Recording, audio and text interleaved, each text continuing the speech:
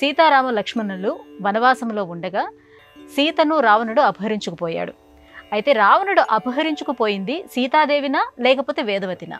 కొన్ని రామాయణాల్లో సీతమ్మ మహాపతివ్రతామ తల్లి గనుక ఆమెను తాకితేనే రావణాసురుడు భస్మమైపోతాడు అనేటువంటి భావన చేత సీతమ్మను అపహరించలేదు, వేదవతి అనేటువంటి ఆమెను అపహరించాడు.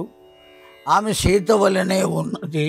ఆ కారణం చేత ఆ సీతమ్మకు ఏ ఇబ్బంది లేదు అనేటువంటి భావన చేత, వాళ్ళ భక్తి చేత, సీతమ్మ పట్ల ఉండే భావన చేత అలా వ్రాశారు. వాస్తవానికి రావణాసురుడు అపహరించింది అసలు సీతనే కానీ వేదవతిని కాదు.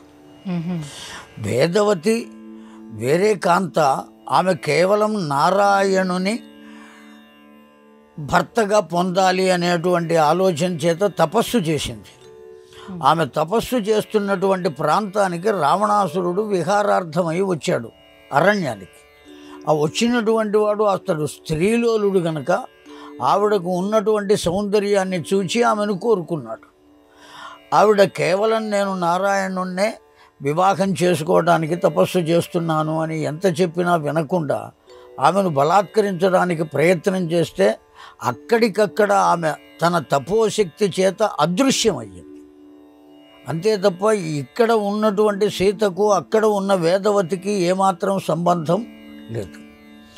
రామచంద్రుడు అరణ్యవాసం చేస్తున్నప్పుడు అరణ్యంలో పంచవటి దగ్గర ఉన్నటువంటిది రాముని భార్య అయినటువంటి సీతయే కానీ వేదవతి అక్కడ ఉండేటువంటి అవకాశం లేదు.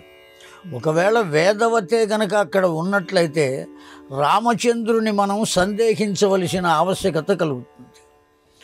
ఏకపత్ని వ్రతుడైనటువంటి రామచంద్రుడు సీతను కాకుండా వేదవతిని అక్కడ భార్యగా ఎందుకు ఉంచుతాడు?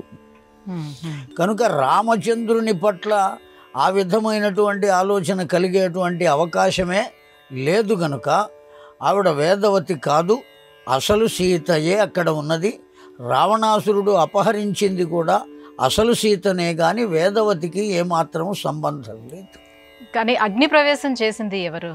అగ్ని ప్రవేశం చేసింది కూడా సీతయే.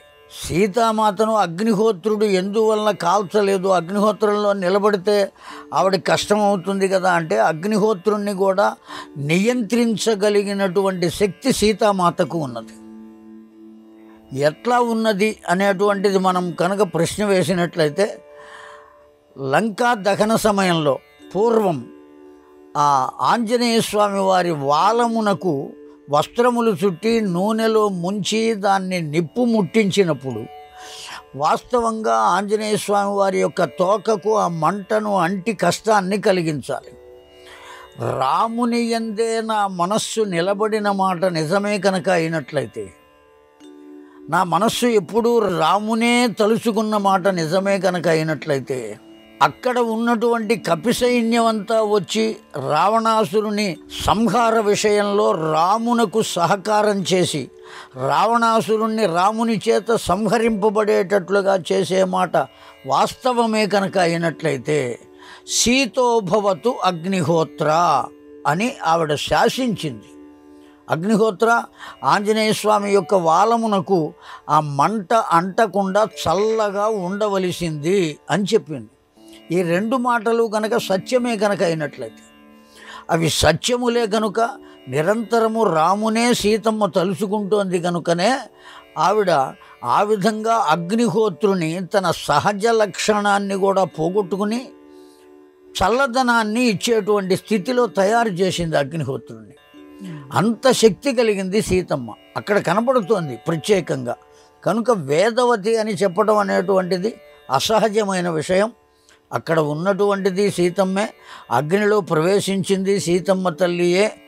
ఆ అగ్ని చేత సీత మహాపతివ్రతామ తల్లి అని దిక్కులు పిక్కటిల్లేలాగా అన్ని బ్రహ్మాండములకు అందేలాగా చెప్పినవాడు కూడా అగ్నిహోత్రుడే. వేదవతే కనుక తీసుకువెళ్ళినట్లయితే రావణాసురుడు ఆ వేదవతి అగ్నిలో ప్రవేశించినట్లయితే ఈవిడ మహాపతివ్రత అని చెప్పవలసినటువంటి ఆవశ్యకత లేదు. సీతమ్మ యొక్క పాతివ్రత్యమును నిరూపించడం కోసమే అతడు చెప్పాడు.